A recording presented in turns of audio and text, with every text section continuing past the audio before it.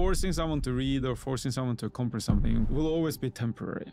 But if you can inspire someone to want to accomplish something, it typically ends up being there for the rest of that person's life. Our guest today is Magnus Grimeland. He's the founder and CEO of Antler, one of the most active venture capital firms who aims to invest in 6,000 startups by 2030.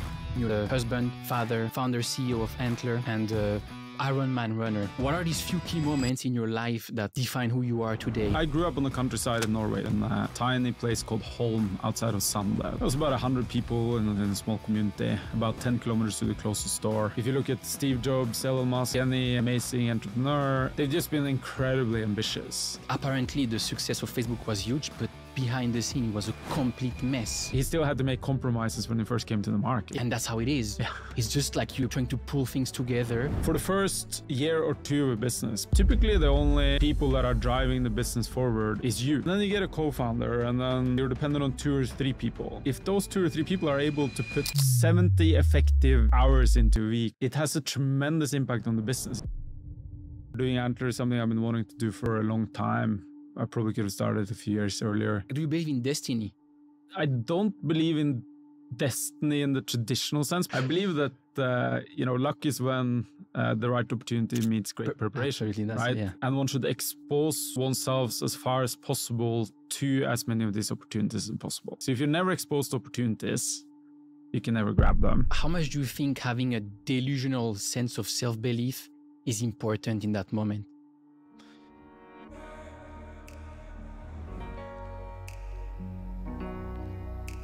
Welcome to the podcast, Magnus. Thank you. How are you doing? Very good. How was the week? Great. Did you travel or did you stay here? Or I'm staying here because on Sunday, the world's best long-distance triathletes are coming to town. Gustav Iden, Christian Blumenfeld, they're fellow Norwegians, and in between themselves, they're Olympic champions, world champion in Ironman, world champion half Ironman. So there's a race on Sunday. I'm taking part. I won't be close to these guys, but it's good not to be jet lagged the week going into the race. Definitely helps. What's the name of the race? Because I think I have a friend of mine who is training for that. He's a PT here. We went to do like a crazy training last Sunday, and he was saying he was preparing for something. It might be that actually. Might be that. It's called the PTO. It's the Professional Triathlete Organization. Okay. Yeah. Okay. And it's in Marina Bay Sands. So we're swimming in front of the towers, which is going to be fun. Yeah. Amazing. So you've been into sport for a very long time. Well, growing up in Norway, it's what people mostly do growing up. So, I did a bunch of cross-country skiing and football growing up. And then as most Norwegians do, and they do here in Singapore as well, I joined the military after high school and tried out for the Norwegian Navy SEALs. So I was in Navy SEALs for a while. And this is just a way to kind of keep in shape post being more professionally involved in keeping fit. You say as most Norwegians do because it's mandatory or because that's what you guys do? For example, in Switzerland, I'm Swiss, like we have to go to the army for 1 year. Yeah, so in Norway, it's mandatory by law, but it shifted a bit. So, obviously during the Cold War, everyone had to do it, like here in Singapore. Now, if you don't want to do it and you don't get called up, you don't have to do it. If you get called up and you don't want to do it, you can just do badly on your tests and the military doesn't want to. So literally right now, the military only wants people who are motivated to go in and do it. But we have a long history of my father was there. Both my grandparents were there. My 2 brothers, one of my brothers is still there. My son just started this summer, so it's a generational thing. Okay, so your son is not based here. He's based in Singapore, but he moved back to Norway to serve in the military. Okay, very interesting. Is it something that's like is his own wish, or is like a tradition thing that you want your kids to go through because you think it was very useful for you? Or I mean, it was perfectly his choice. So, I asked him multiple times if he didn't just want to go straight to college, but he really wants to do it. And it's taken on a little bit more relevance over the last few years than it was just 5 years ago. Very interesting, because if I look at, so I did my for me was that in Switzerland, you could find, I had operations for both knees because I used to do a lot of sport, a lot of tennis, national, international and everything. And I had both meniscus broken. So I had operations and I really used that because I was like, there's no way I'm going to lose 1 year. I want to go to university and then I want to build a company and everything. But I managed to skip it and go straight to university. And the argument was really saying, I want to study and I want to do greater things in life. And like, I don't have 1 year to lose. So it's interesting that you were saying that you actually almost push him to say, hey, go to college. And I mean, I think he's great at his doing it and always been obviously incredibly supportive. And, you know, if you ask me, that, you know, I think it's the right decision, but at the same time, it should be his decision and not mine. So that's, so therefore you need to let him keep the options open. But now he's there and having a great time. If you have to think about the few key turning points in your life that defined who you are today, as Magnus sat in front of me on this podcast in Singapore in 2023 as a husband, father, founder, CEO of Antler, and Ironman runner. What are these few key moments in your life that define who you are today and change your life trajectory? Yes, so I think the first time, so I grew up on the countryside in Norway, so in a tiny place called Holm outside of Sande, which is outside of Drammen, which is outside of Oslo. So it was about 100 people in a small community, about 10 kilometers to the closest store. We were on kind of what had been a smaller farm. My father was professional husky sledger. So we had 30 huskies and, you know, we spent all of our time in the woods. I remember quite well, I was about 7 or 8 years old and one of our family members, my great-grandmother, passed away. And I think, you know, I think a lot of people have similar type experiences, but at an early age, when you experience someone you've known for a long period of time, not being there anymore, it makes you start thinking about what's the meaning of everything and why we're on this earth and so on. And obviously there are many answers to that question. And my mother tends to be a bit more on the spiritual side, while my father is more of a, you know, on the communist side of the specter. So they have very different answers, right? You know, there might be something after life, there might not be. And I started thinking a lot about it. And at that young age. At that young age. And, wow. You know, I did for the next few years. And, you know, quite early on in life, started thinking about, you know, at least, you know you're going to be here most likely if things don't go wrong for the next 70 years, one might as well try to do something impactful with those years. And I think that's, you know, starting to think about that at that age, slowly started building, you know, a ton of drive, right? So that I think was one kind of pivotal moment. Another pivotal moment was we were up in so we have a place up in the mountains in Norway where my father grew up, and it's an even smaller community where you can't even get by car, you can only get there by train. It's called Finse, and we were there lighting up the fireplace, and I saw this. I think at the time I was 12 or 13, I saw this article about United World Colleges. Obviously in Singapore, United World Colleges is quite well known because there's 2 of the schools there. I read an article about the school in the UK, which is at an old castle called St. Donald's Castle. Looks a little bit like the Harry Potter University. And the Norwegian Queen was there visiting, and she was talking about how people came in from all across the globe and they were living in this castle for 2 years and studying. And I, you know, instead of lighting up the newspaper, I read this article and, you know, kept it and went back to my school the next Monday when we came back and said, hey, I want to go there. And they said, well, you're way too young. And by the way, there's, you know, there's only about 20 scholarships and there's hundreds of people applying. So, you know, why don't you work on kind of doing the right thing so that when you apply, when you're 16, you might have a chance to get in, they said. And that became a bit of like a drive for me to accomplish. So, on top of doing a bunch of sports that I'd always done, I worked on the right things in school. And for these United World colleges, they also care a lot about service to the community. And, did some work with the Red Cross and other parts, and then applied in when I was 16 and got one of the scholarships, and ended up, then being, leaving this community in Norway, going to school with people from 82 nations, living together for 2 years in this castle, and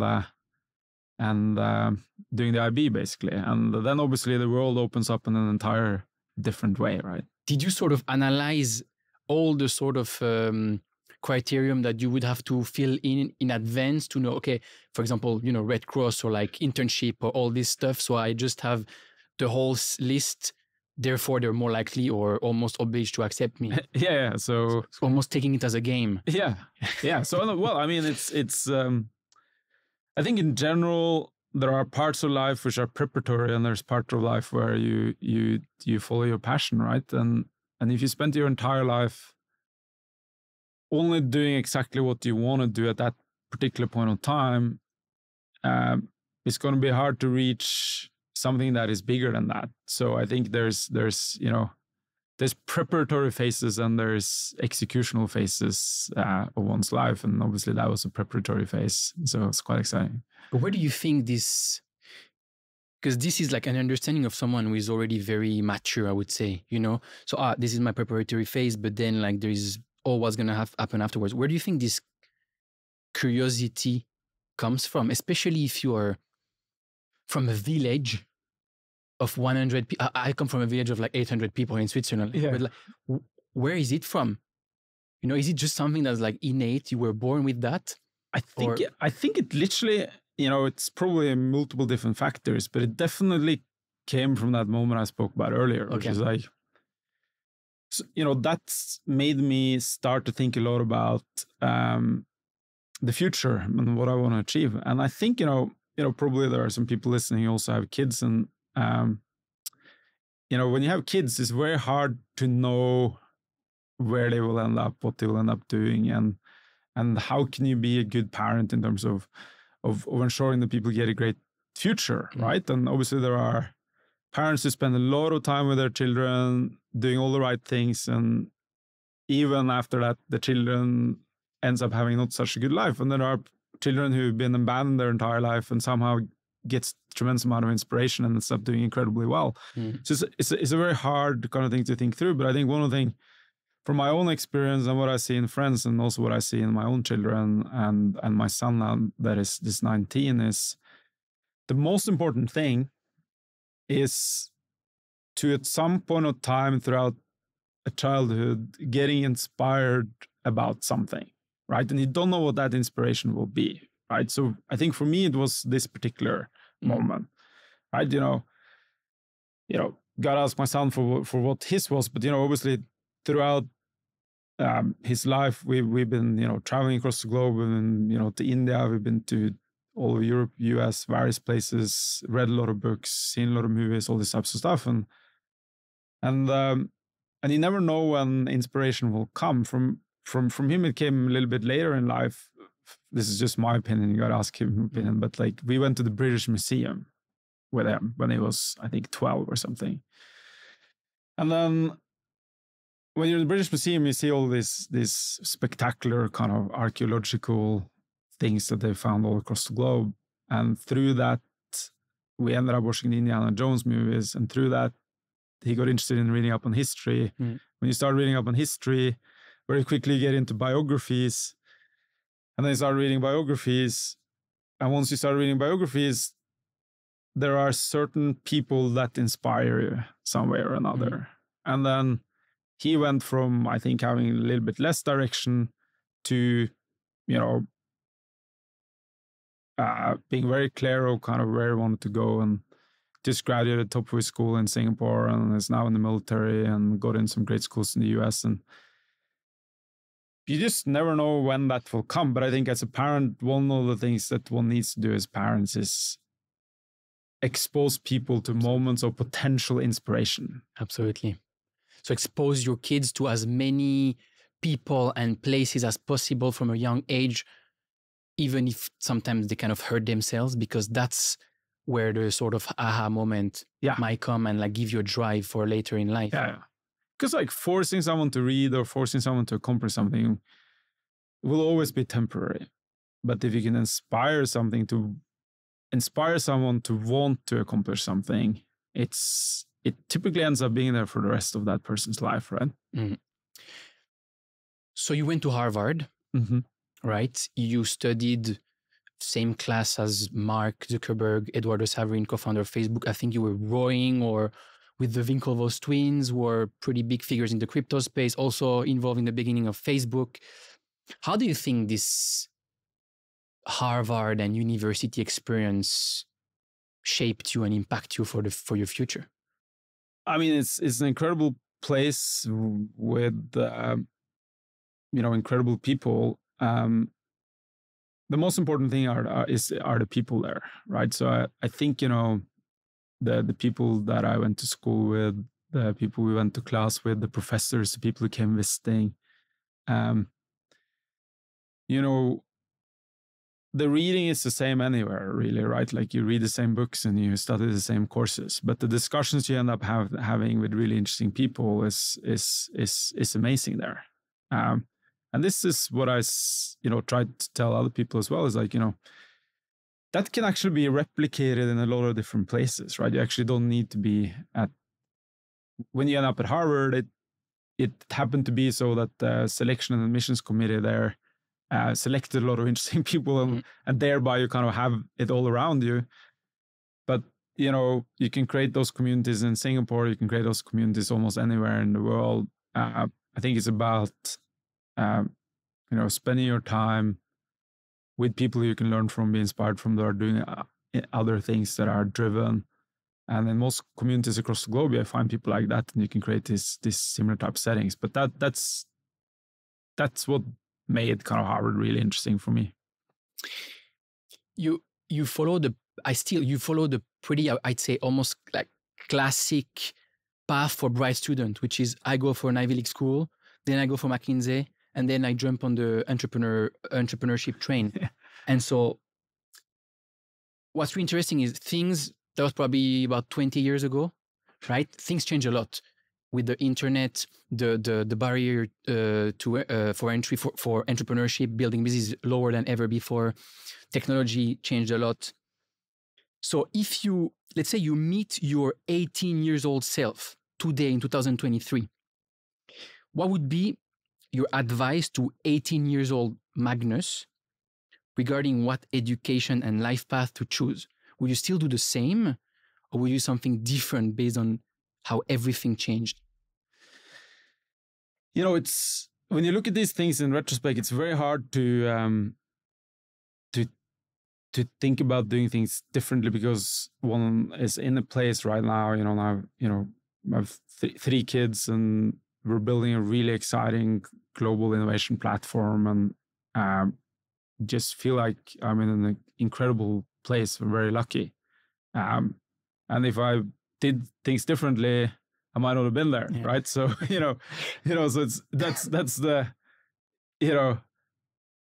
so therefore you might not want to change anything. But at the same time, what are some of the learnings on the way? I think,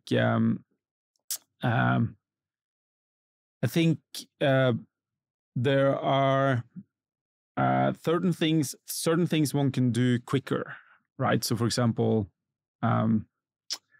I was at Harvard for 4 years. I couldn't have been there for 3 years. And probably the experience would have been somewhat the same. And the network and the people I know and all that.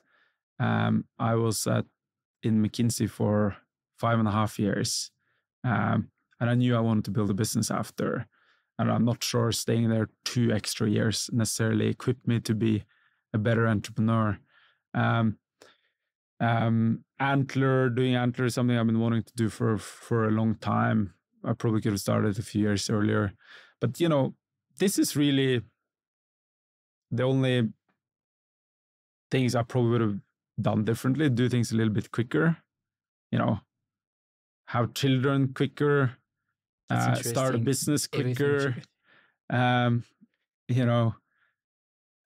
But at the same time, I don't think I'm kind of talking too much of a time difference, right? So I like to.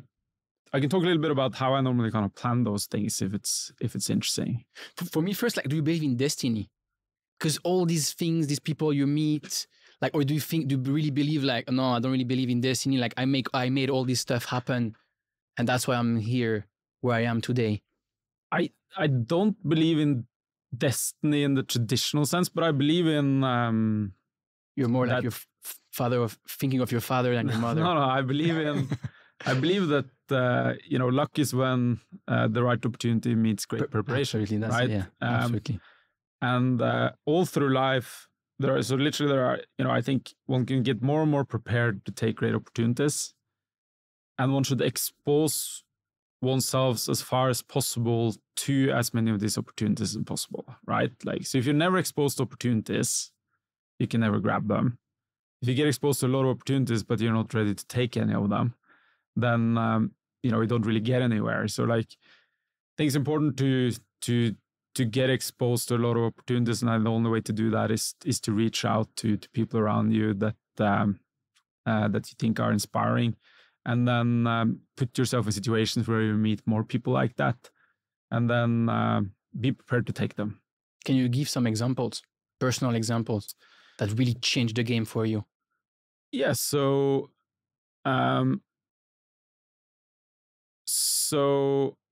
take the example I made earlier about United World Colleges and the scholarship I got to United World Colleges, right? I am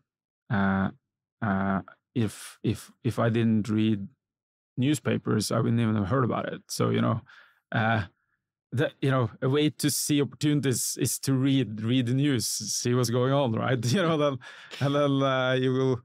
There will be plenty of opportunities there. People you can then reach out to that are interesting. I think that's a good example. When it comes to, and then it all comes on top of each other. Then I ended up going into United World Colleges, and ended up being in the military. But a lot of my friends at United World College ended up at Harvard, and I remain in contact with them. So they inspired me to put in an application to Harvard. So, once you start kind of exploring and taking some of these opportunities, then a bunch of others will come. Do you think that students or teenagers who are smart in terms of, school grades and all that stuff, but have entrepreneurial aspirations, should go to college? I think it depends. So I think you can go either way. We backed a bunch of really great entrepreneurs through Antler who are very young. The youngest founder we backed 17, didn't even start university. And there are great examples of people who have gone that way. And then there are great examples of people who left halfway through college and built great things, like Mark Zuckerberg and Bill Gates, obviously, who were Zuckerberg was part of my class, and Bill Gates actually came back and got his honorary degree as our commencement speaker. So he finalized his degree when I left college, but he dropped out when he was there. So, and then there are great people who have gone through college and done it. I think that I think in general, the earlier you start to build something, the better. Why? Because you learn a tremendous amount more from building than doing anything else. At the same time, it's a very risky business, right? So there are, 90, 95%, 90, possibly more % of all startups fail, and people have tried 7, 8, 9 times. So sometimes I think it also depends a little bit kind of where you come from, right? So there are, I think, people growing up across the globe where, if you think about security in life, right, as you move forward, like, what's your baseline, right? I thought about this, like, growing up as like, after the military, my baseline was working in the military, right? I knew after I got selected to Navy SEALs and I was part of the Norwegian Navy SEAL unit that, I could probably always go back and work in the Norwegian military. And then after college, you know, the baseline was, okay, you can get this type of job. I don't think that's always smart thinking unless you really need it. But I think there are, you know, it's very easy if you come from kind of a more comfortable upbringing to think that everyone can take the risks that you can. But hey, you know, some people grow up in a slum in Mumbai or on the countryside somewhere, and their parents don't have money, or they have siblings they might have to take care of, or they, you know, they get children at an early age and this type of stuff, right? And then obviously you can build a baseline which will be your kind of lowest fallback. Absolutely. Right? Yeah. So that's an advantage, I think, of college. But in general, if you have the opportunity to and you can take that risk, I think the earlier the better. Yeah, or finish. For me, it was always at home. I was like, I want to start a company. My father was like, I want you to do a master, because he had a great career in a big corporation, and he kind of not having a master stopped him where he wanted to go even further, right? Yeah. And so that was the rationale. It's the same rationale. It's like, do your study, do your bachelor, do your master, then do whatever you want, but at least you have this baseline in case it doesn't work out. And actually makes a lot of sense. And I went to look for the masters that were only 1 year. Yeah. So I could start a business faster, basically. But it's a very logical and rational way to, and because at the end of the day, it's how do you calculate risk? How do you take calculated risks? And in entrepreneurship, that's exactly the way. Yeah. If you're an employee, you might start a side hustle and like start to make money on the side, and then transition from one to the other to almost take no risk. Yeah. Or if you say, I want to start a company, I'll go and I'll finish my degree first. So that worst case, I'll take a job, but I already have the experience of building this company, which probably will give me 10 times more experience than someone else would be doing a normal job in the same field, because I got screwed a couple of times, failed back, got back up my feet, and very, very logical, very rational. Yeah. Yeah. So this I also recommend, you know, for the people who are a bit younger. Is like, I started my first business I literally bought a bulb and 20 eggs, and then we used the light bulb to make the eggs into chicken. The chicken started making eggs, and I sold about $2 worth of eggs every day. Right? With $2 at the time, you know, in 1986, 7, 8, 9, it's actually, you know, but at that age as well, it was a reasonable amount of money. It was more money than my friends were earning. And you learn something from that, right? But you can easily do that at the young age. And then in college, we started a couple of companies. I started a real estate company and another, you know, internet platform. You know, they both turned out reasonably okay. They were nothing big, obviously, nothing like Zuckerberg's $1 trillion empire. But you learn a lot from that as well. Mm. Now, the other thing I did learn from that, though, is like, if you really want to build something, it's hard to do as a side hustle. And you might build the wrong habits as doing as a side hustle. At some point of time, if you really want to build something, you need to do like you've done and I've done a couple of times, where you just go take the leap all in. And that's what I tell our founders as well, is, you know, gotta front load. It's like the most important part of building a business is the first year or two. And unless you spend 100% of your effective time doing it, it's very hard to make progress. How much do you think having a delusional sense of self-belief is important in that moment? I think it's you know, I think it's very important, but I don't think it's delusional, right? So like, I think people are very ambitious, right? So if you look at, take Antler as an example, right? We've always had incredibly ambitious targets. And we never meet them. We meet 70-80% of them. If you look at Steve Jobs, Elon Musk, you pick any amazing entrepreneur, their ultimate goals have actually not been delusional. They've just been incredibly ambitious. And then they've never really gotten there, right? Like, you know, Elon Musk is always 3 to 4, 5, 6 years behind. Yes, yeah. You know, the targets. Steve Jobs, you know, when he first started looking at building the iPod and the iPhone, you know, technology wasn't even there, right? Like it's just technologically impossible to create this vision. And when he still had to make compromises when he first came to the market. Yeah, right? I think he talks about this first keynote presentation about the iPhone, that he had to use multiple iPhones because nothing was working, but you just wanted to make it look as it works on the surface. Yeah. And I think that's a really interesting point.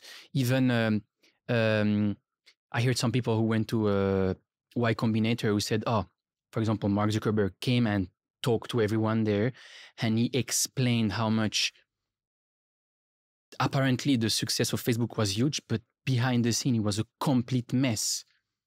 And that's how it is. Yeah. It's just like you're trying to pull things together, but like basically nothing is working or almost nothing is working. And you're just, you're basically a fireman or firewoman. Like there's a fire there, fire there, fire there. What's the biggest fire? I need to take care of this one first. And that's basically your job all day long, all life long, basically. Yeah. So I think an important aspect of that building a business is, I like to call it front loading. And I think a lot of people don't think about it as much, but I think it's incredibly important. So for the first year or two of a business, particularly the first few months, typically the only people that are driving the business forward is you, right? You know, the first few months of Antler, if I didn't do anything, nothing happened. If I went to the movies in the evening, nothing happened. If I went out and got drunk at night and was hungover the next day, nothing happened. And that's how it is with a business. And then you get a co-founder, and then, you know, you're dependent on 2 or 3 people. And if those 2 or 3 people are able to put 70 effective hours into a week or 100 effective hours into a week, versus 20, it has a tremendous impact on the business. It's literally like having 5x the amount of employees, right? So it's, and at the same time,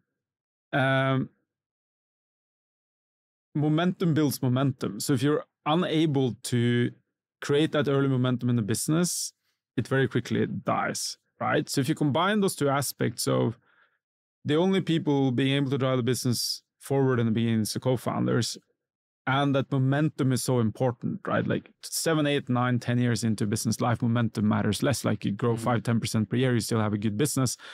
But in the early days, you gotta have an insane amount of momentum. And therefore, I think founders need to always think about exchanging time in the future for time right now. Like it's not always all that healthy to think that way, but as a founder, you have to, right? You know, there's 2 or 3 years where you kind of need to call all your friends, call your parents, tell your kids, say, you know, this is a specific period of my life where I'm going to be 100% dedicated to this thing I'm incredibly passionate about. And I think founders who don't do that more often than not don't get the momentum to get the business really off the ground. And so it's front loading. It's the opposite effect of kind of studying to an exam where you know, a lot of people tend to not study so much throughout the year, and then just before the exam, you crunch for 2 days, right? But for a business, you got to think exactly the opposite way around.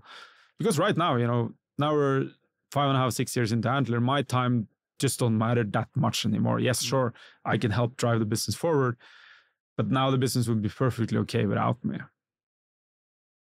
Obviously, this is a very business way to justify all the hours you put in towards your family. You can then tell them, oh, look, if I do that now, in 3 years, I'm more likely to have time for you guys, and we're more likely to have a better life quality. But it's still a very, very business way. And the problem, I'd say, is not a problem, but people who are inclined to put that much effort early on into the business, the day they have less effort to put in, probably are going to do something else and repeat the same process over and over again.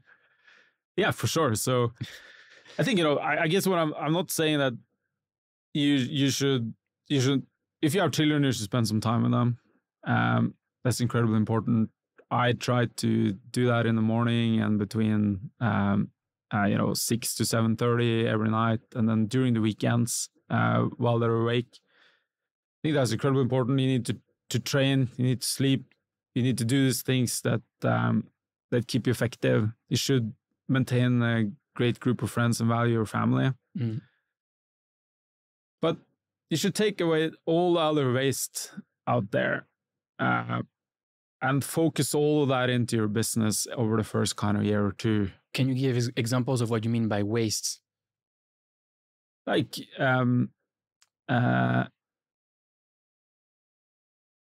Netflix, zoning off, lying around on the sofa, drinking, partying.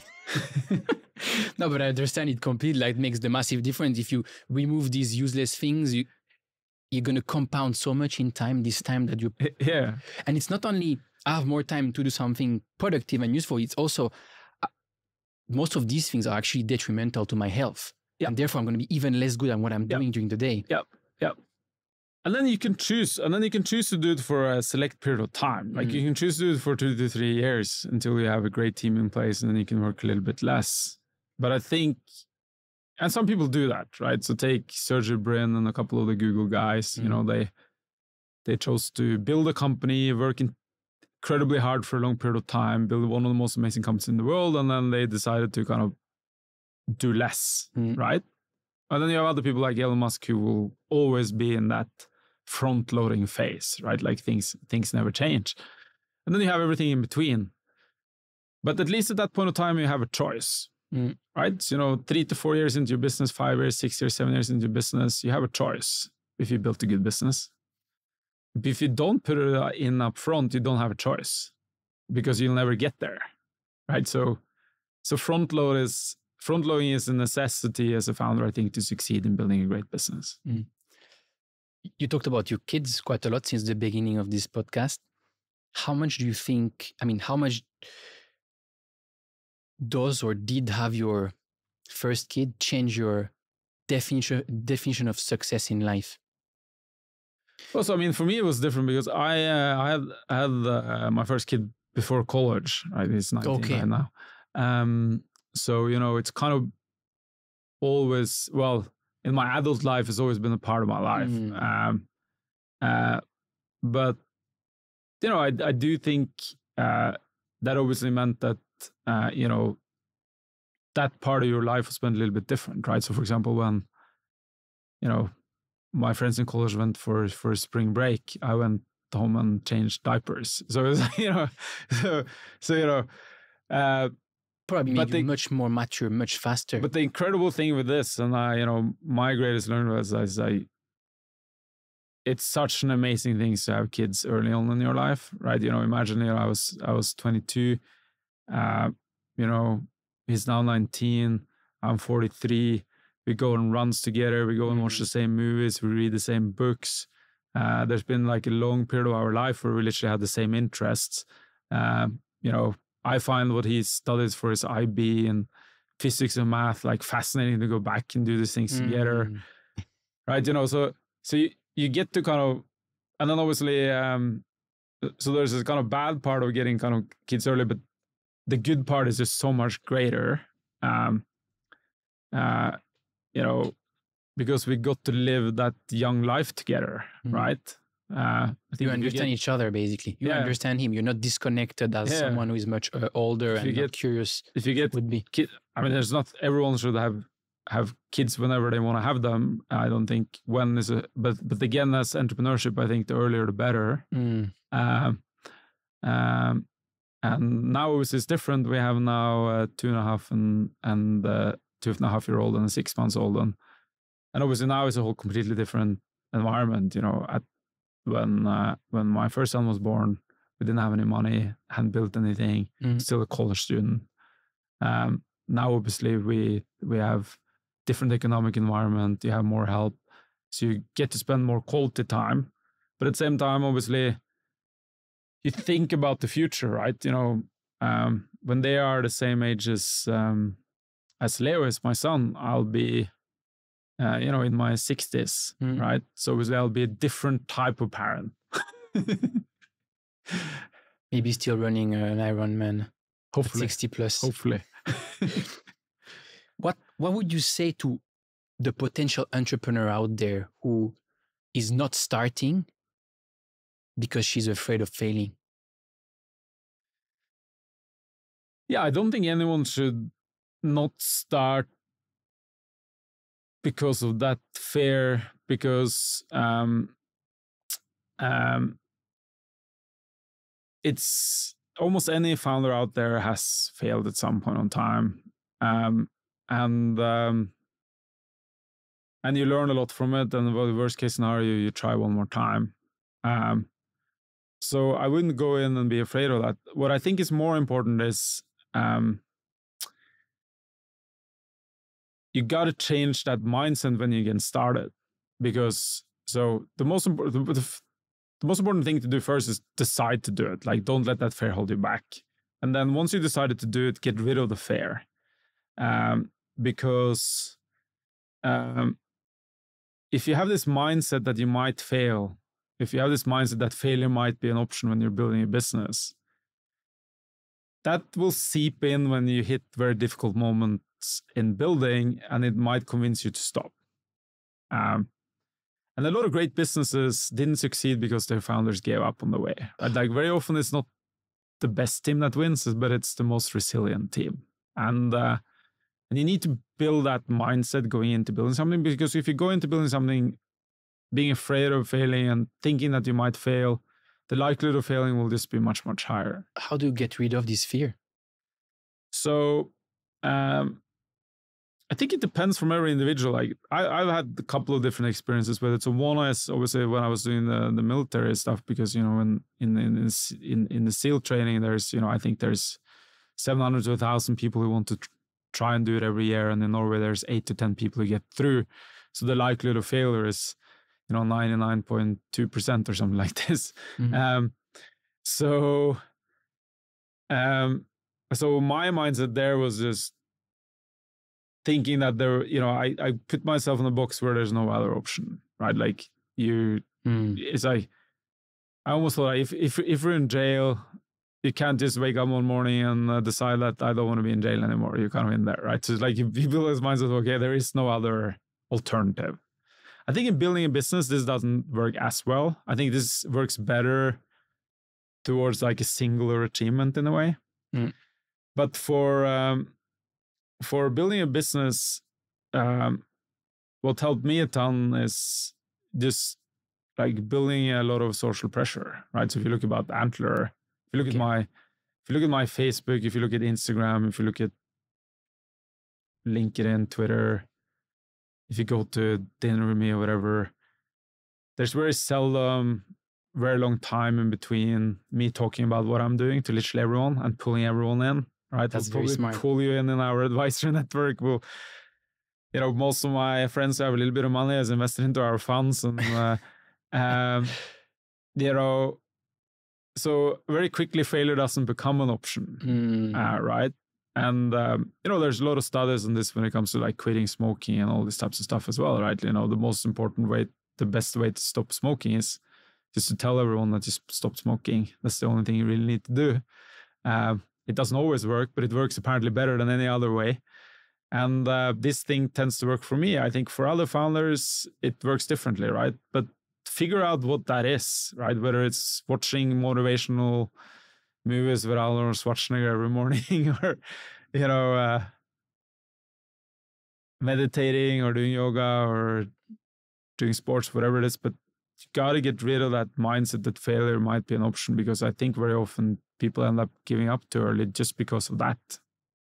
So set up big goals and overshare them with people, so you don't have an excuse to abandon them. That's very smart, actually. Yeah.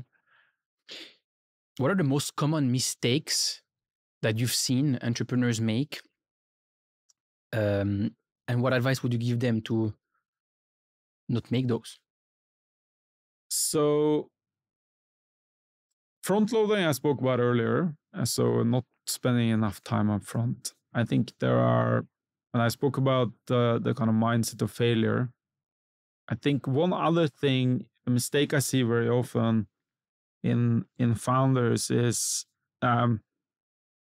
they don't get comfortable with hustling, right? So So if you're a university student or you work for someone in a company, you're in an environment where people always tell you what to do, right? And you get a task, you have an exam, you got to read these books, whatever it is.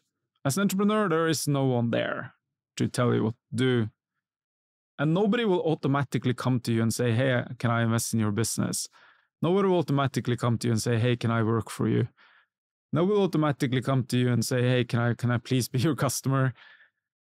Yes, at some point of time that will happen, right? You know, once you build an incredibly successful product and your company is growing, that will happen, but it takes a long time for you to get there. And this was obviously a grand awakening for me building something. Is you kind of feel like if you just have a great idea and you're a great team, these things will kind of magically come together, but they just don't, right? You gotta learn to hustle. You gotta learn to convince people. You gotta get comfortable getting no's and getting a lot of them. You gotta be comfortable getting 10 no's from the same person and converting it to 11th yes. You gotta be get very comfortable with rejection. And a lot of people are naturally not born that way because we're societal, right? Like we live for affirmation in a way, right? So you don't want to make people around you uncomfortable. You don't want to. And I think in Asia, there's some kind of culture like this. In Norway, it's definitely a culture like this. You should never. In Switzerland too. You don't want to bother people. Exactly. Like you don't want to. So yeah. But if you read about the very best founders, like still today, you know, there are, you know, stories of Elon Musk calling up people asking for advice about specific things with no hesitance, right? Take the Nike founder. He was a student on vacation in Japan, and he pretended to be a sports company in the US and went to the big companies there selling sneakers and said, hey, we're the biggest distributor of shoes in the US. We want to sign an agreement. And he didn't have anything. Or Bill Gates went to IBM to sell the first version of Microsoft DOS. They hadn't even built the code. Or, you know, you read every entrepreneurial story like this, and people have been able to build that hustling gene. Take Spotify. They went to 23 investors before the first investor said yes. Everyone said no. And as a founder, you'll get a ton of no's all the time. And people just are uncomfortable with maybe that. One way to feel better about that, because most of the humans, first we're fearful of rejection, but second, there is also the cultural influence on I don't want to bother people. One way to think about that as a aspiring entrepreneur is other entrepreneurs who've made it actually love that, because they understand. And even if they don't answer directly, it doesn't mean they don't care or they ignore you. It's just they're so busy. They receive, for example, yesterday I sent you the email. I said, hey, are you coming tomorrow? I know you probably have 500 or 1,000 emails per day. So like, if you're hustling and you're chasing, except if they tell you, no, I'm not interested, right? As long as you don't have a no, and even if you have a no, the no is just a moment in time, but it could change in the future. Therefore, you never, if you don't abandon, you're never losing. It's impossible. The whole game, maybe you just need to build more momentum or have more customers or have an introduction from the right people to that person. And then you can turn that into a personal game. And you're like, you don't want me now? Actually, with some podcast guests, I have that. I'll get you. Like, I'll get you. And I even had, for example, I wanted to have the co-founder of BitMEX, Arthur Hayes, and I know a girl who knows him really well. And I was like, can I have an intro? I'll give you the deck guest to see all the previous guests, everything. And she answered directly, and probably she didn't even ask him because she was like, he's very busy, you know? And I answered, I was like, okay, I'll get him. Like, I'll get him and I'll get him through another way. And then in my mind, I was like, that day I'll get him, I'm going to freaking stick it to your face. I don't want to say bitch, but like, you know, like it's just a personal game and it's very healthy. And the people who are there, the people you're trying to reach, they love that because they can recognize themselves and like this person is actually different. And so you're never bothering if you're trying really hard. Yeah. And if you turn, as you said, if you turn that rejection into positive energy, right? So, okay, I'm gonna convert this person sometime in the future, or I'm gonna show that I can still do this. So I think if you can turn constructive feedback, negative feedback, rejection into a ton of positive energy, it's very, very helpful. But at the beginning, it's tough, right? Because we're taught very often to say, okay, if you don't get an answer, or people say no, you're just supposed to move on. But as a founder, you can't do that because you're trying to break through the wall and solve a very important problem. So what I encourage a lot of founders to do, like, because I'm not naturally like this. It's just, but it's something I've learned. I think it's worth practicing as a founder, right? Like, so you can do that in any situation that you're in, right? If you're listening to this right now, the next time you're in a room with 5 people, go up to them and talk about something highly personal, or ask for a favor, or if you're in walking through a shopping mall, go up to a stranger, like whatever it is. Like you can literally practice this stuff all the time, and then don't be hesitant, right? Learn how to hustle, and then look at people around you who are naturally like that. Almost everyone knows someone like that, right? Who walks into an elevator with 12 strangers, elevator hits the bottom floor, they're friends with everyone, they're going out for drinks with 2 of them, they're going to, one of the guys' bachelor party next Friday, whatever it is. Like, there are people who are naturally like this, and you can learn a lot from just observing them and spending time with them and so on. Yeah, and worst case, this person is, if you're really chasing, I'm just thinking, our first company, we built a data analytics one. I had this meeting with this woman who had like a really good job in a very big luxury company. And we do the meeting, and I'm literally 23 years old, or 22 and a half. And in the meeting, she's super enthusiastic. She's like, oh yeah, this is solving all my problem, blah, blah, blah, blah, blah. So I'm like, and we started the company 3 months before. So I'm there like, I'm going to get the freaking second largest luxury group as a client after 3 months. Woo! This is just before Christmas. So I send a follow-up email the day after. She doesn't answer. It's Christmas, it's fine. Early Jan, I send an email, follow-up email, no answer. I'm like, okay, I'm going to wait another 2 days. I say a follow-up email, no answer. Then I start to take it as, I'm like, what is she doing? Like, and because she sold me so much dreams, because there's so many people who are just, they're very enthusiastic, but like don't follow up, kind of goes to, also in the real world, the friendships, dating, everything happens a lot. And in professional world, so much, especially as an entrepreneur trying to get business. So I'm like, I'm going to turn this into a game, but I almost became a bit crazy. I was like, okay, she doesn't want to answer to my email. I'm going to call her. The day after, I call her once, no answer. The following day, I call her twice, no answer. The following day, I call her 5 times. At some point, I ended up calling her like 10 times in one day. It was crazy. But like at the end of the day, what happened? Like, she came back to me. She said, oh, I'm sorry, blah, blah, blah. I had so many things to do. Obviously, she never became a client because she probably thought like, this guy is completely crazy. But like, that's it. There is another 7 billion potential customers out there, or people you can talk to. And if one person doesn't like you, it's not the end of the day. No. You move on. And then you keep them, you keep a list of them, and then you keep them updated. And at some point in time, you'll convert some of them, right?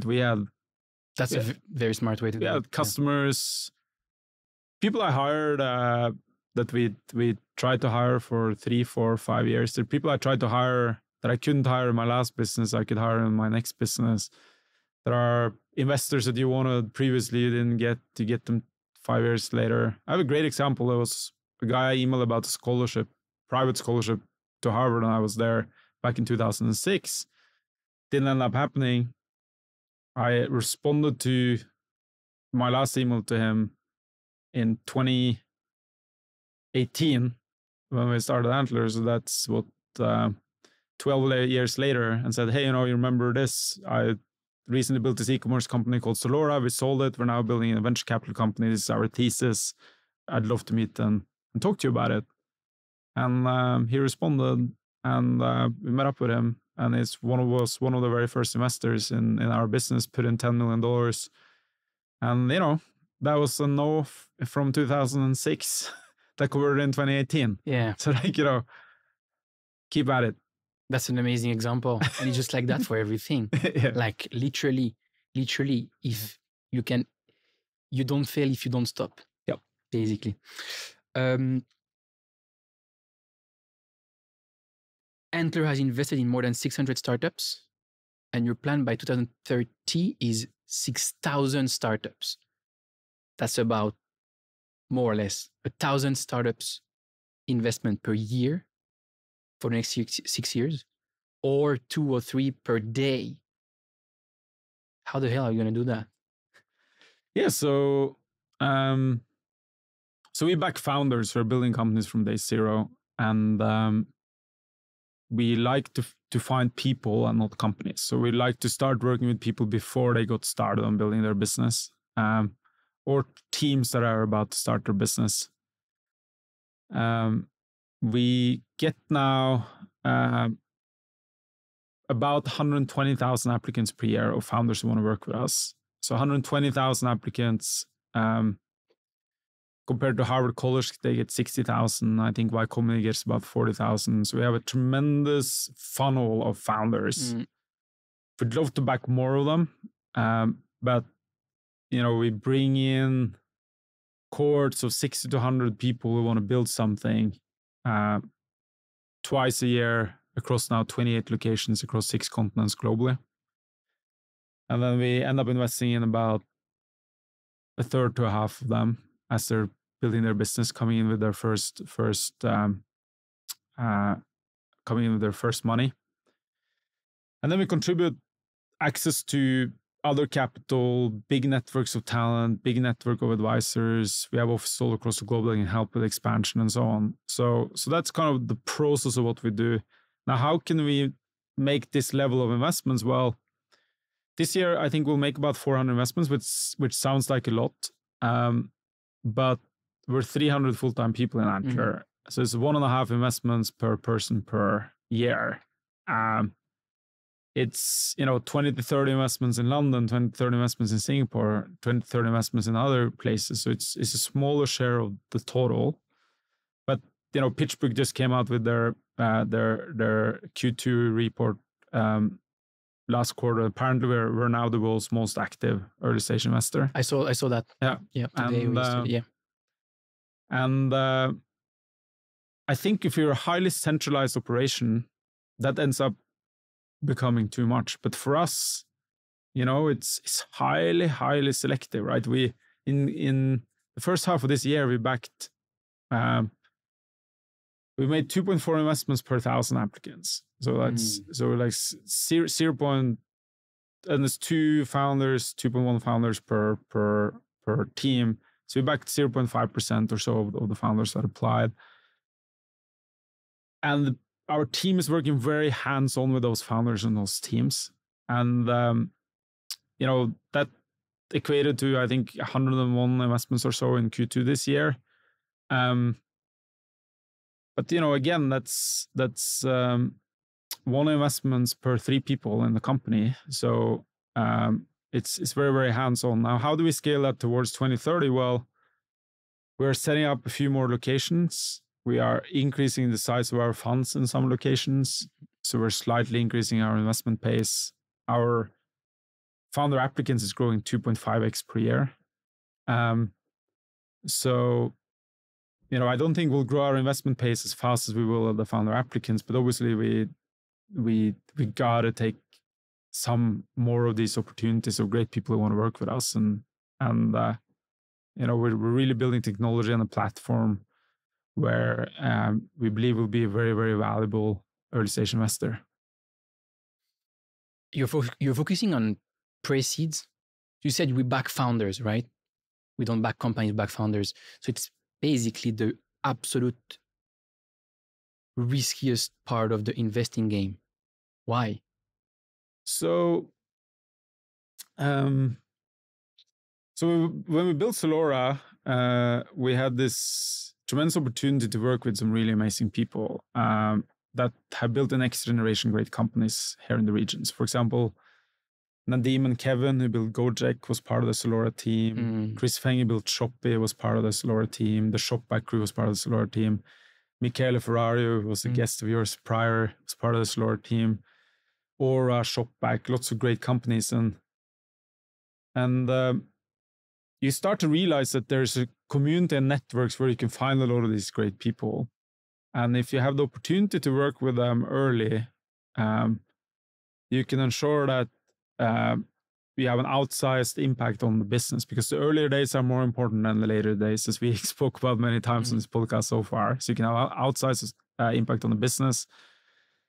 The reason why more people are not doing it is because, as you said, the risk goes up considerably the earlier you're coming. So the way we've set up Antler is we want to contribute a lot of value in terms of access to co-founders, validating business models. We have offices that host all of these founders for the first 4 to 6 months. But through doing that, we get to spend real time together before we invest. Because if you already have a business and you come to me and you ask for an investment, I can't ask you to come. Can you come to my office and work with me for 3 months before I decide where I'm going to invest? Of course you can't, because you run your own business. But prior, we actually get to spend real time together, work together. Like I get to spend when I'm in Singapore, I'm in the office every day, spending time with all the founders that are here. And if we spend 3 months together, and if you were going to decide if you want to invest in my business and I decide if I want to spend in your business, like the conviction in which you can make that decision is just incredibly higher, right? So I think it's outsized impact, and at the same time, we can remove a lot of the risk by spending real time together. Absolutely. So you lower the risk that way, obviously. And another key point that's really interesting is one of the only skills that you can, there's almost no data. I mean, maybe the person found another company before, right? But at this stage of the investing process, there is almost no data. Therefore, your only skills that you can make your decision on is judgment. How do you develop judgment? So,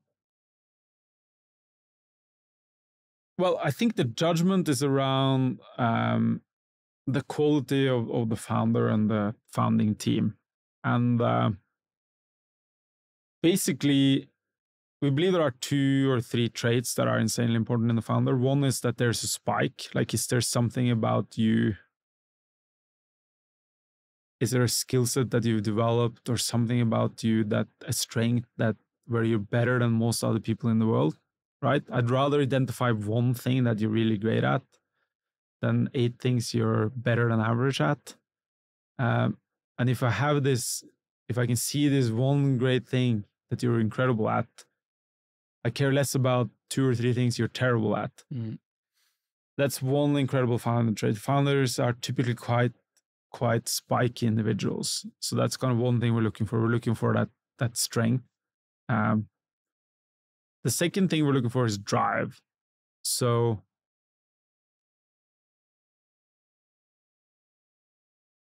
drive is a combination of kind of passion, ambition, and having shown the ability to execute, right? So there's a lot of passionate founders out there, but passion in itself doesn't create drive. But passion and ambition combined with being able to execute and having shown that in the past is incredibly important. That's kind of the engine of the founder.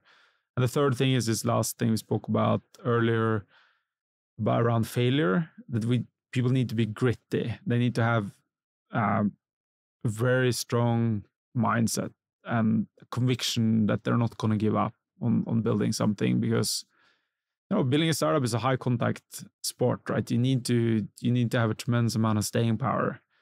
So those are the 3 things we're really looking for. And the great things with all 3 of them is you're not born with it. If you don't have it today, you can develop all 3.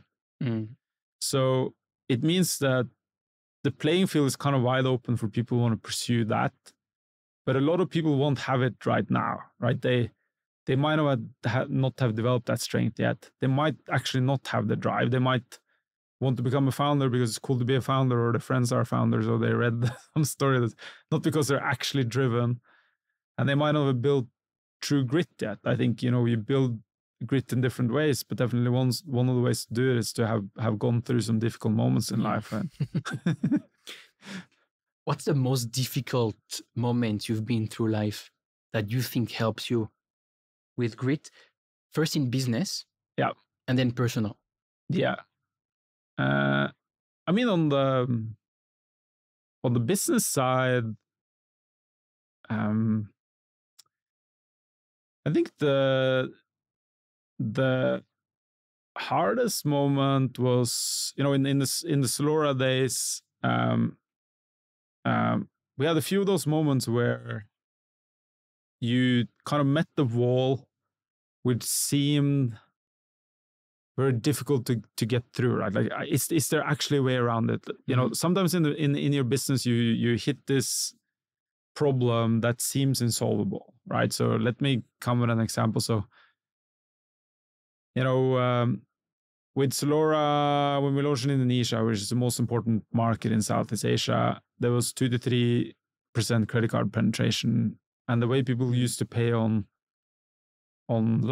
in Europe and the US is obviously through cards. That's how people mostly pay these days. So how did we solve that? We solved that through something called bank transfer. So that meant that you can go onto our website, order something, you get a code, you take that code, you go to your bank, you pay with cash, you get another code from the bank, you go back and you check out. So, that means that your checkout process might be half an hour, 2 hours, 3 hours, 4 hours, depends how long it is to the bank. Yeah. So you can imagine what do you think the cancellation rate was on something like that? No? Huge. Yeah. Like obviously, because the friction is ridiculous. Yeah. In the 80s, right? And if you combine that with low basket sizes, high customer acquisition costs because your assortment is not there yet. It's not profitable. It's unprofitable, and it can really feel like a problem that is unsolvable, right? And how do you do that? Well, so we thought, okay, well, can we get people more bank cards? Well, you can't really become a bank. Like, it was before GoPay and all this type of stuff. So we decided to launch this cash on delivery thing. So basically, instead of the customer going to the bank, they could pay our delivery person. But if you think about the country of 200 million people and, tens of thousands of islands and pretty rough infrastructure, sending address from one place to another, onto a truck, onto a boat, onto a car, to a motorcycle driver. And then that customer is going to pay you in cash, and then the person $20 in cash. And then the person is not going to keep the cash for themselves. Yeah, then you got to bring it all the way back, right? So then you have a whole new problem, right? So so there were a few moments like this. This is one of them where you feel that everything is at risk because the fundamentals of why this business model worked in Europe and worked in the US just weren't in place to make it work here.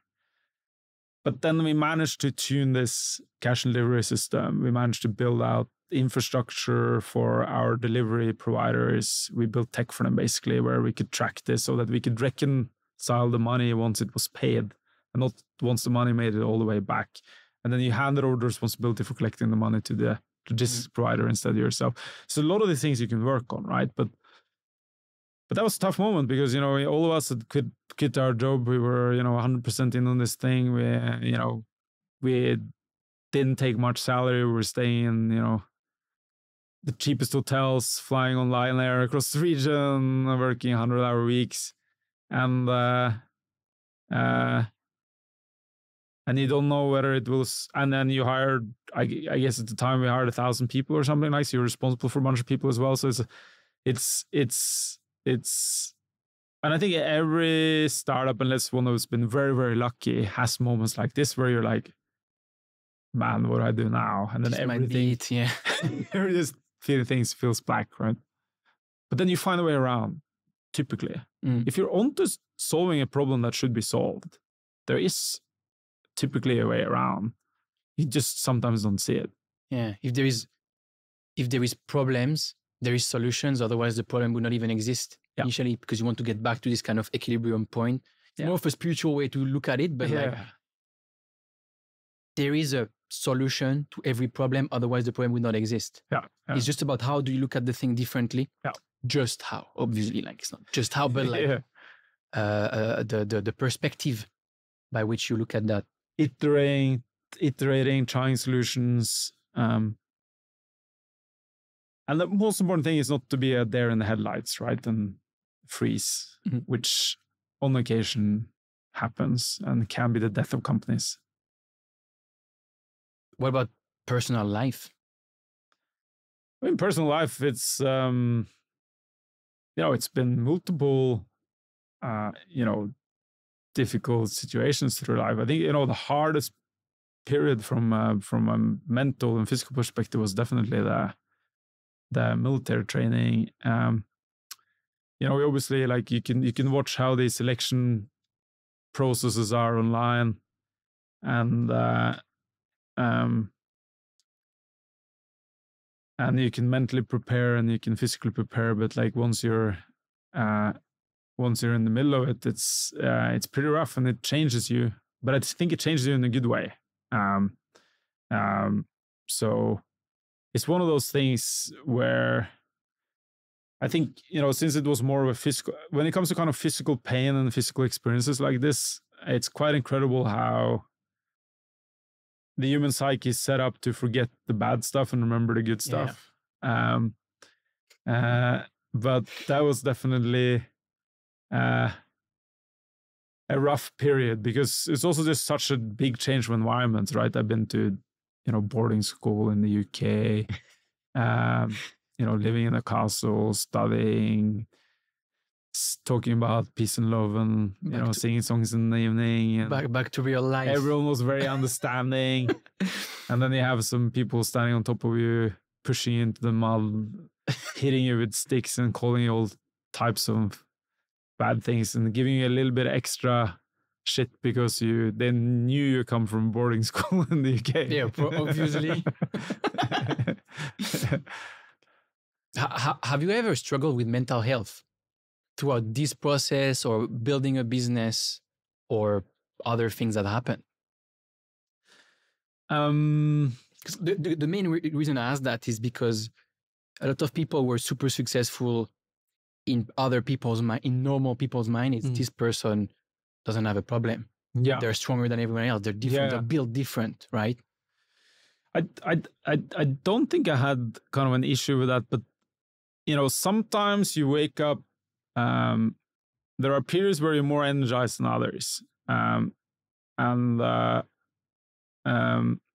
for me, and I kind of learned to kind of realize what those signals are, and for me, it's very tied to the ability to just work out and do some physical activity regularly. So there are periods of time where, I end up traveling a bunch, just prioritize work, family, kids, all that type of stuff. And there might be, now it happens very seldom, but, during the Zalora days, it happened where there was like weeks where I didn't get to work out, but I'm just more conscious about it now, where you just wake up in the morning and things are less exciting, and you feel a little bit slower. So I think for me, having the ability to be physically active on a regular basis is insanely important to just maintain mental sharpness. But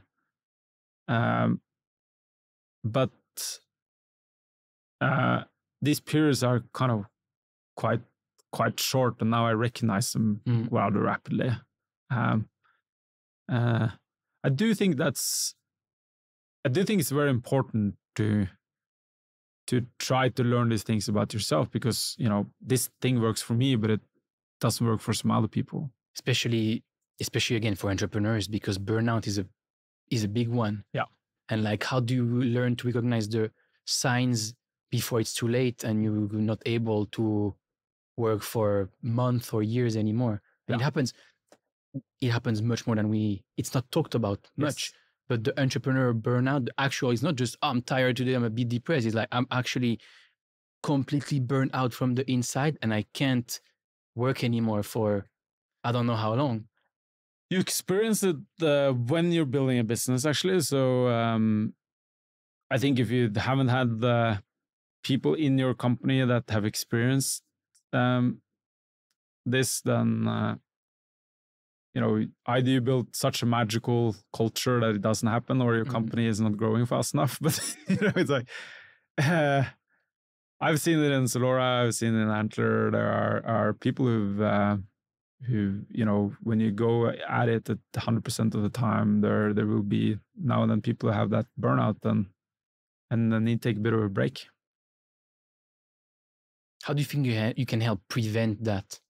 Because everybody is different. Some people will react differently to these things. Some people will become depressed and start to be sick more often. Some people you won't realize it, but they start to drink and become, for example, could become alcoholic or take drugs, or some people could become very aggressive and angry. Yeah. And at the end of the day, you also, as an entrepreneur, it's the culture is everything and very important, but you also, at some point when you hire people, you hire them and you trust them to be able to take care of themselves, because you have a mission you have to execute on your mission. And if you can't become the father or the mother of everyone, right? Yeah, so quite interesting. I don't think at all it's correlated to how much people work, right? I think it's completely uncorrelated to how much people work. I think it's correlated to the culture one has created and the conversations that are being had, right? So also, if you look at statistics of this globally, actually, like Sweden is one of the countries in the world with the highest amount of burnout, but it's also one of the countries in the world with the lowest amount of working hours. So I don't think it's correlated to how much people are working. I think it's correlated to the conversations you have in the team and the culture you build as a leadership team that then perforates throughout the company. So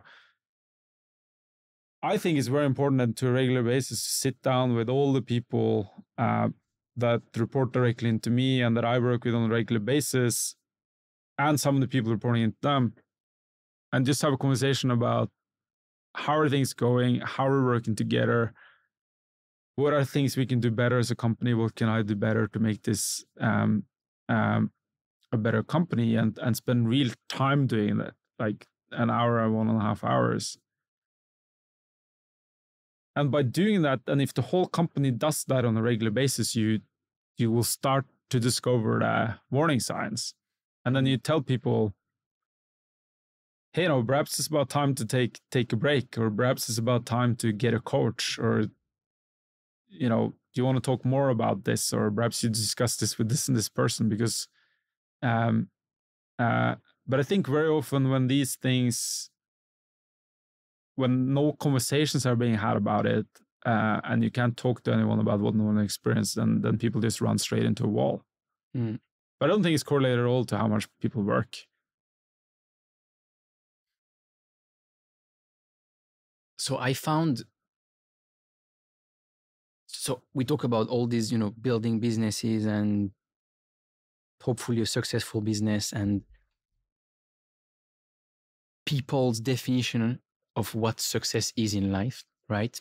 Especially more and more with like all the media and social media and the Facebook, Instagram, the tech years have been shaping this entire way of people seeing success, these overnight successes. And so one thing I personally experienced, and I've obviously been much, much less successful than you or all these other people that we talk about, is that the moment I felt the loneliest in my life were actually in those moments that people define as success. So I felt lonely during my 20s when I was building businesses that were, not like multi-billion companies, but like doing well, which building a profitable company is actually very hard. But I was so lonely. Like I don't even think I was that happy, Then another moment was during this last crypto bull run, like making so much money, like where people, they have this goal. I want 1 million, I want 10 million, I want that. They think that the day they reach that goal, they're going to be so happy and they're going to change everything. I felt so lonely. First, because I had no one to share this with, almost no one, because no one really understood my age. And I mean, obviously, there is a lot of people who do that, but like you don't necessarily know them. Second, I felt like an imposter, had this imposter syndrome. And another moment I felt really lonely was during also COVID. I had this digital nomad lifestyle because my companies, we could do everything remotely because it's data analytics. And because of COVID, obviously, you would not go see your clients. So I had this dream for, especially the Gen Z and a lot of millennials, I want to have digital nomad lifestyle. Like I want to be able to go travel there and move there and work from there. And I was super lonely. Basically, all these moments that are classified as success by normal people.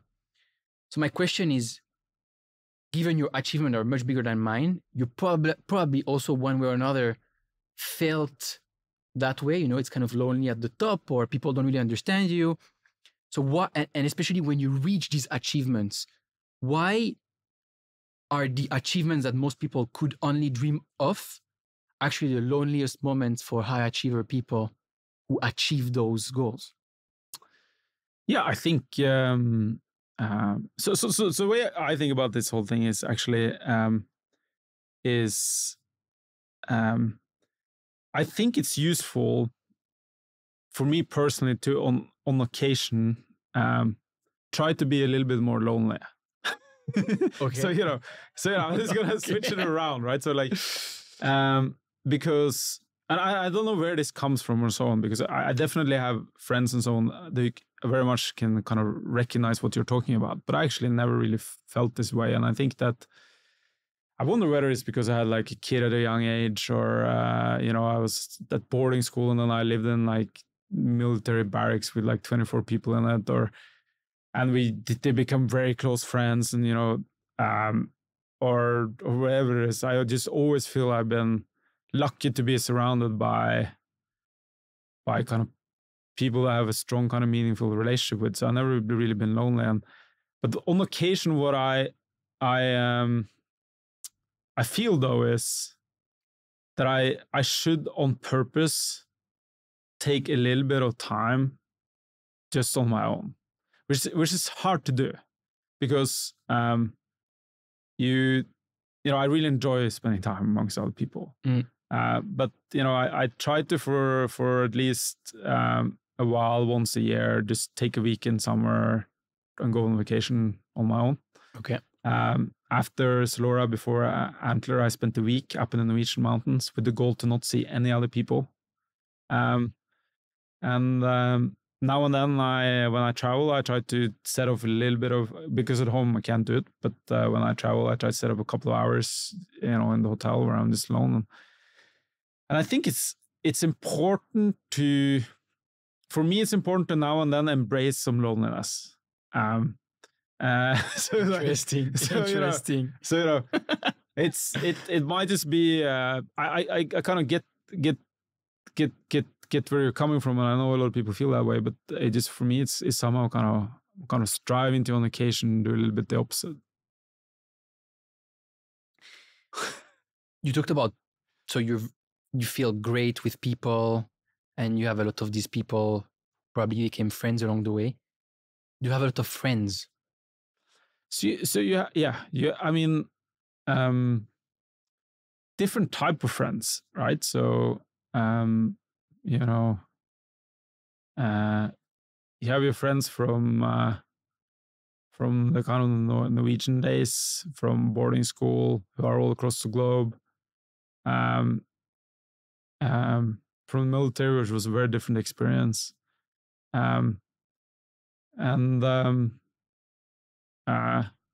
think one thing, the one thing that I do think is a little bit tough with the type of lives you and I are living, and I think a lot of people in the world today, is that a lot of your really meaningful relationships are spread out across the globe, right?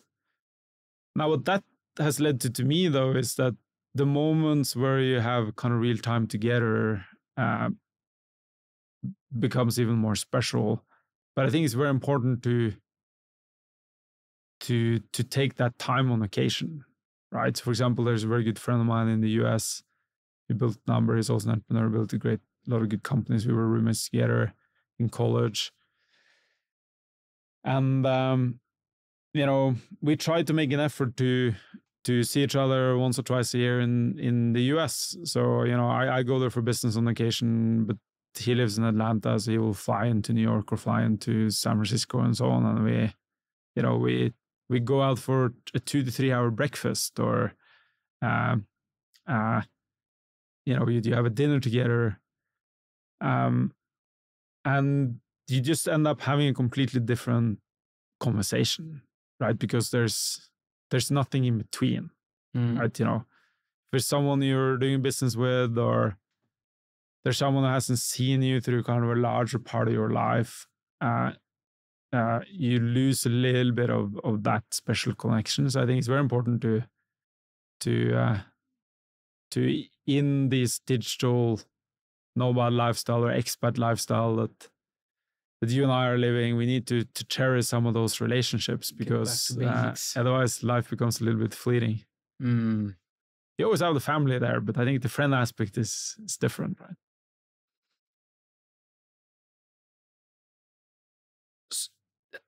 So how has, because so there is these people who are spread out everywhere, and obviously now living in Singapore, your friends, you're probably more the type of people who are,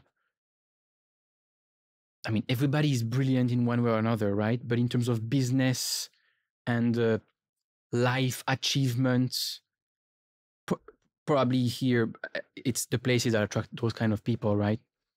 Singapore is great. We have a great community of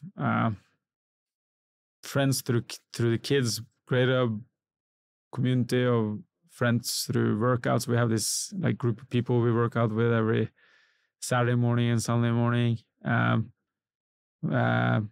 have the people you get to meet through business, and I think what is great about a place like Singapore is we get to meet a lot of really amazing Singaporeans, a lot of people from all across Asia, a lot of people from the rest all across the world. It becomes a very kind of multifaceted group of friends, right? And I've, all since Atlantic College or United Way College, I've been quite attracted to that, because it's so fascinating. We were in my class, we were 165 students from 82 nations, right? There's 2 from each nation. And, we had people from Palestine and Israel. You had black South Africans, white South Africans. You had people from Albania and from Serbia. You had people from who grew up in very poor conditions in Africa, and you had the son of the richest person in the Netherlands, right? So you had all of these, which just created a really interesting conversations and really, really strong relationships. And Singapore, you have all of that, right? You can meet so many interesting people from so many different locations who have so many different type of backgrounds. And so I think Singapore very much for me becomes, well, I think over time, wherever you live in the world, becomes very, very quickly around the collection of people that you know and you spend time with. What's the most important thing for your own happiness? Because I mean, again, you said you had a child young, so maybe it probably helped you see things differently from a young age. But like the typical, I'd say, 18, 20 years old, like we'll see social media success, or I want to be a big YouTuber, or I want to be a big entrepreneur, or I want to make a lot of money. These are like the big goals you have like early on in life. And then at some point, it might work out or not. If it works out, you might realize that you're going to end up in circles with other people who are kind of similar in terms of, I'd say, material achievement, right? But you're going to realize that a lot of these people are normal people. They have their own personal struggles. Some have mental health issues, or divorce, or problem with kids, and then you realize almost all this stuff that I was caring about, or that I thought was the actual definition of success and my own future happiness, doesn't matter that much. And you start to go back to the complete basics, which is, my friends, as you said before, like, I'm just having like a fun time where we don't talk about business or anything with this person. And it makes me so happy. Or, I'm with my girlfriend or my wife and we just talk about some random shit and I'm happy. And you realize like the happiness is found in those small things. Right? So what's the most, like how much have you been able to dissociate both? And how much is for you, Antler mission and the next business and the next investment and the next successful 100x or 1000x contributing to your happiness? I think so. It's probably different for anyone, but for me, purposefulness is insanely feeling like I have a purpose and that what I do has a real impact makes me very happy. I think these things obviously changes through life, but I always probably it might be a weird way to look at it, but for me it works very well. Is I try to regularly think about where I want to be a decade from now, which changes slowly, right? So, it might be different for people, but I think for most people, you don't wake up one day and you want to be a different place 10 years from now than you were the other day, unless there's something major that happened that changed your direction. But so this thing kind of keeps changing and shifting. And then I try to think a lot about and then I have a 5-year plan, a 3-year plan, a 1-year plan, and then a 1-month plan. And, the 1-month plan will affect where I am a year from now. The 1-year plan will affect where I'm 5 years from now. And the 5-year plan will affect where I'm 10 years from now. And the 1-month plan keeps changing, right? Like what do I want to kind of achieve over the next month? But it should be connected to where you want to be 10 years ago. Because if what you're doing in the next month is completely disconnected to where you want to be in the future, then you will never get there.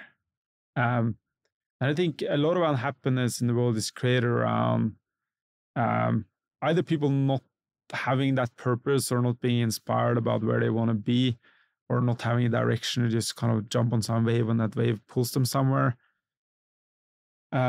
Or they have some major goal, but what they're doing today is not tied to it in any way, so that you never get closer, right?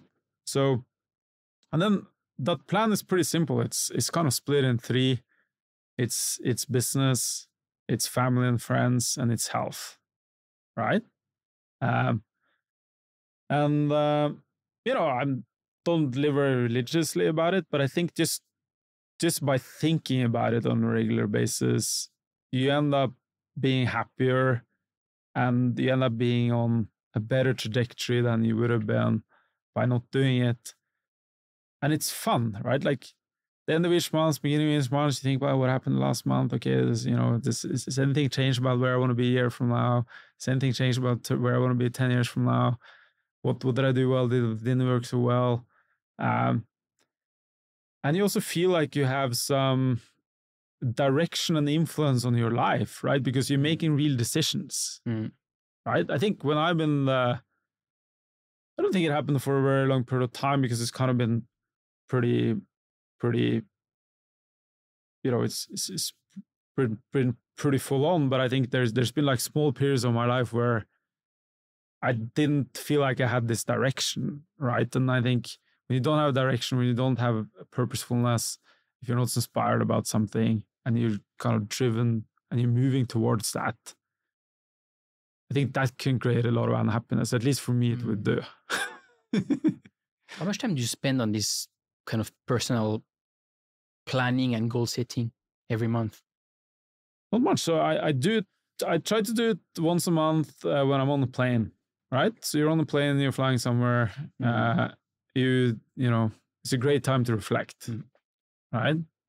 And I've literally written up, like, I also write a little diary. So Well, I think since like 1997, I have like, this is like 200-300 pages now of notes. It's quite interesting to go back and look at how you thought about the future when you were 18, 19, 20, 25.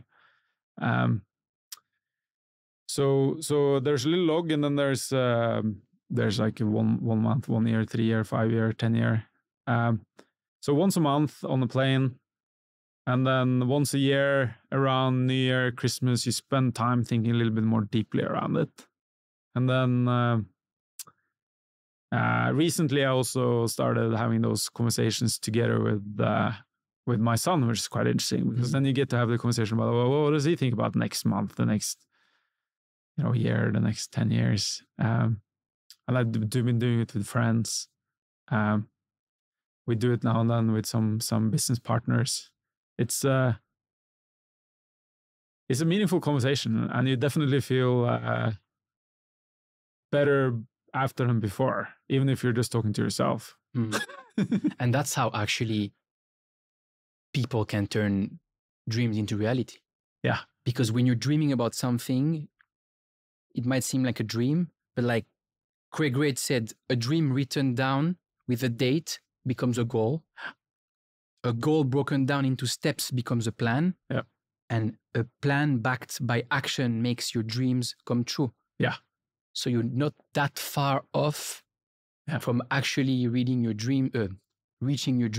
Yeah. If you have a more specific approach to long-term planning and goal setting.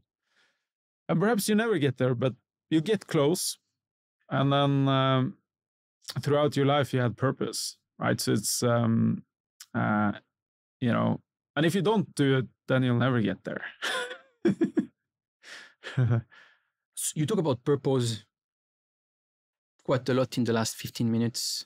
Have you found your purpose, your life purpose yet? Or is it something that's kind of ever moving and ever changing? Or you feel like you're kind of closer and closer to it? Or with all the self-reflection that you've done, or you're able to say, this is my life purpose and I'm actually doing exactly what I should be doing? Yeah, no, I think it's throughout life. I feel I've come closer and closer to my purpose. So, I loved Atlanta College, but I didn't want to be a high school student forever. I loved the military and the special forces, but I didn't want to be in the special forces forever. I loved Harvard, but I didn't want to be an academic forever. I thought McKinsey was exciting, but I didn't want to give advice forever. I thought Zalora got even closer because we were building a business, we were hiring people, we were solving a problem, but I didn't want to make people better dressed forever. So it's like, and now with Antler, what do I do? Like, I spend my entire time when I work on supporting incredible people and solving important problems, backing them with capital, resources, and a platform. Yes, I really found the purpose. It's very similar to Antler's mission, right? Make progress inevitable. I believe the world will only move forward if great people spend time innovating. And I'm spending all of my work time supporting great people in innovating and moving the world forward. So definitely for the first time in my entire life, where I spend most of my time on is 100% aligned with my purpose and passion. And that's extremely exciting. Mm-hmm. And I really hope everyone gets to feel that at some point of their life, because it's so incredible to spend your time on what they absolutely want to do. And then the second part of the equation is children, right? It's an incredible it's incredibly purposeful and very, very meaningful. And I think a part of life that just becomes more and more important the older you get, I think. So except from having children earlier, how can younger men and women discover their purpose as fast as possible to move on to the next dimension in terms of spiritual life and career? So seek opportunities in which you can be inspired, right? And you never know where that would be. So like, get out of the box, experience something new, whether that's travel, going to museums, reading, listening, meeting people in your community, try to, as early as possible, get as much exposure as possible to new and interesting things. And then, so that I think is one, like get exposed to more things, to be prepared to take some of those opportunities when they come up. And how can you be better prepared? Well, like find your strength and develop and hone that, build mental resilience, build drive and ability to execute. And then third is ensure that you spend real time thinking about where you want to go and make real decisions, right? I think a lot of people, and I think parts of my life where things haven't moved as fast as I wanted it to is where I didn't make decisions. And I think a lot of people, unfortunately, don't make real decisions about their own life. They end up on some sort of journey based on where the wave will take them, right? So something might have happened in high school that led them to choose some specific subjects, and that led to them choosing a specific program in university. And that program means they got this specific job. And then and things will take care of themselves, like by magic. And you wake up when you're 62 years old and you never made a real decision on what you wanted to do in your life, right? It's like, and I spoke to a lot of like older people that I know, and this is one of the biggest regrets you sometimes hear is like, why, not making decisions and just following whatever wave they ended up riding, right? And if you don't take control of your own life and make real decisions, the world is going to take you somewhere, and most likely it's not going to be where you want to go. Yeah, so kind of to sum up this, I mean, if you can't find your purpose, because it's a very difficult thing, obviously you're just going to be thinking and like, oh, this is my purpose. Try to find your passion, because your passion is most likely to lead you right into your purpose. Yeah. In time. And the more things you get exposed to, the more likely you are to find that thing, right? What's something that you believe in and your belief gets stronger every day? I believe stronger and stronger that we need more great people in the world to spend real time working on solving large problems. I think the world is facing some pretty big challenges going forward, whether it's within climate change, within education. Education, I think, is insanely important to avoid the world moving towards mass populism or dictatorship. Healthcare, it's incredible how much the population around the world is aging, and it's also incredible that there are billion plus people in the world who don't have basic access to healthcare, where you can fix. I remember after Harvard, I did a small development project in Zambia, and people were dying from small cuts where they got an infection, and we could have, we could save these people with soap, literally with soap. So we built small soap factories there, and we taught people how to clean wounds and dress wounds. And it's incredible that in today's world we live in a situation where we're kind of facing all of these major issues, and the only ones who are going to solve them are by great people innovating. And if they don't get solved, I think we end up in a world where politics will get more and more extreme.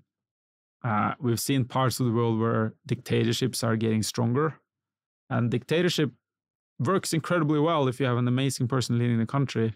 But once that person starts making major mistakes, there are all types of issues for the world, like we're seeing now in Ukraine. And then you have the democracy of the world that is going more and more towards, populism, where you have two extreme sides that can't agree. So, unless some of the world's smartest people work on these kind of big problems, upon which when they solve some of them, they enter into politics. It's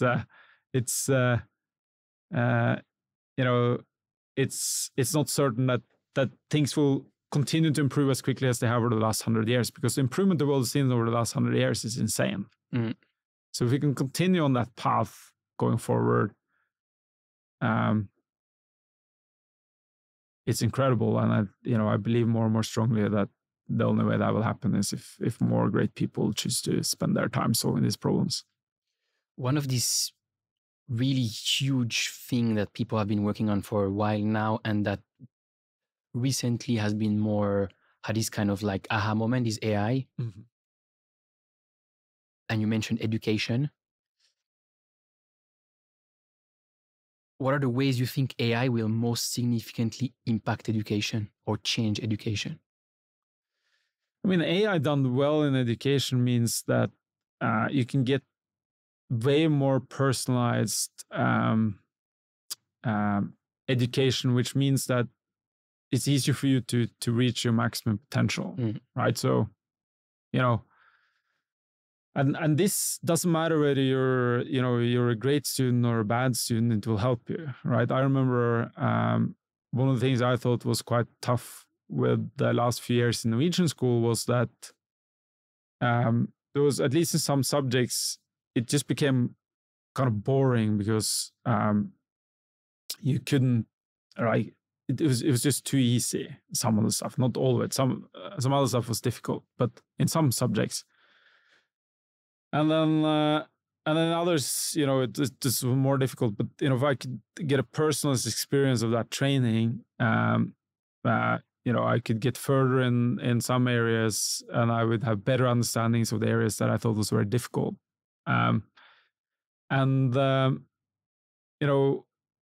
So personalized education, personalized training, AI will have a tremendous effect on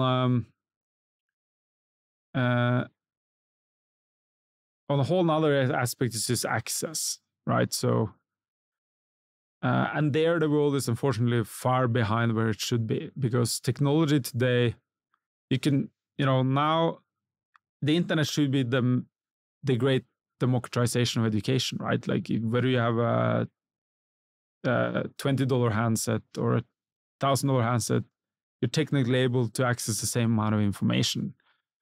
The issue has been that accessing information is not the same as being educated. So there needs to be a delivery method where I think AI will just be better than a one-size-fits-all to ensure that the great democratization of entrepreneurship will lead to more equality of opportunity, right? So if today's Einstein is born in a tiny, very poor part of a tiny village in Africa, that person, through the great democratization of education, will have the same opportunity to change the world as Einstein did growing up in, the heydays of, German science and technology. Absolutely. What's the best piece of advice you've ever been given? It's a tough one. I think one great piece of advice was while I was in the Navy SEALs, there was one of my teachers from high school who taught peace and conflict studies. And he was my house father, so I lived in his house, basically. I had about 40 kids living in his house. And he was part of the special air service, the SAS in the UK. And I asked him, what do you think about me continuing on my military journey in the Navy SEALs versus going out there and getting an education and doing something different? And he said, you can do an incredible, meaningful job as an operator or a surgeon you can have immediate impact on a specific person's life, right? So if I'm operating on your heart right now, if you have heart failure and I operate on your heart and I save you, I immediately have an impact on your life. So there are certain roles in life where you have that immediate impact. And there are other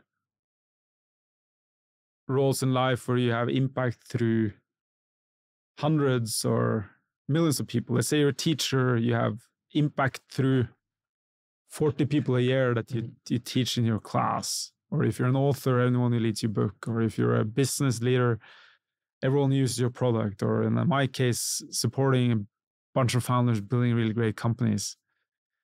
So you got to make a choice on whether you want that immediate impact on a smaller amount of people, but much more meaningful impact, right? If I save your life right now, that relationship and that impact is very concrete versus having that more indirect impact on a larger amount of people. And that's how I ended up kind of going to Harvard and pursuing kind of this part of my life. So, that was definitely very meaningful advice and a meaningful conversation.